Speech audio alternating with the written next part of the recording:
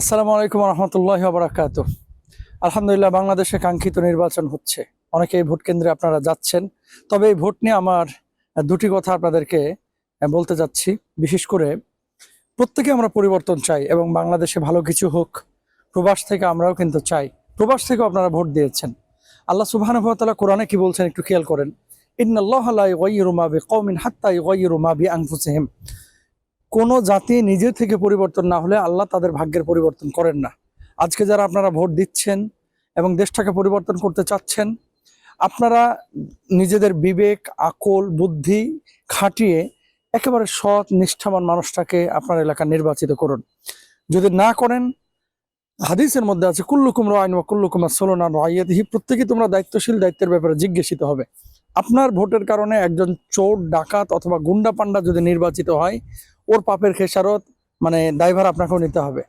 আপনার কারণে সৎ মানুষ গিয়ে যদি ভালো কথা বলে, ভালো কাজ করে, এটার সওয়াবের ভাগীদার আপনিও হবেন ইনশাআল্লাহ।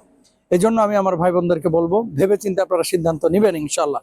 2 নম্বর, ফলাফল আজকে বা কালকে আমরা পাবো ইনশাআল্লাহ তাআলা। ফলাফলের পরে যেটা হয়, প্রতিপক্ষকে হামলা, মামলা, জ্বালিয়ে দেওয়া, পুড়িয়ে দেওয়া, এটা কোনোভাবে ইসলাম অনুমোদন করে না। মনে রাখবেন, ওমান আহিয়াহা ফাকান্নামা আহইয়ান নাসা জামিয়া। আপনি যদি কোনো মানুষকে, একজন মানুষকে জীবন রক্ষা করেন, যেন গোটা পৃথিবীর মানুষের জীবন আপনি রক্ষা করলেন। একজন মানুষকে ওমান কাতালান নাফস আপনি হত্যা করলেন, সারা পৃথিবীর মানুষকে আপনি হত্যা করলেন। আল্লাহর কাছে জবাবদিহিতা দেওয়া লাগবে। ফলাফল যাই হোক, আমরা ইনশাআল্লাহ তাআলা সেটা মেনে নিব, ধৈর্য ধারণ করব, আমাদের সহকর্মীদেরকে সাহায্য সহযোগিতা করব। আমরা জ্বালাও পোড়াও এ পথে আমরা যাব না ইনশাআল্লাহ তাআলা। শেষ করে দিচ্ছি তৃতীয় আর একটি কথা। আজকে সারাদিনে আমরা দেখতে পাচ্ছি যে অনেকে ওই যে ভোট কারচুপি করছেন, সিল মারছেন, এই করছেন, সেই করছেন।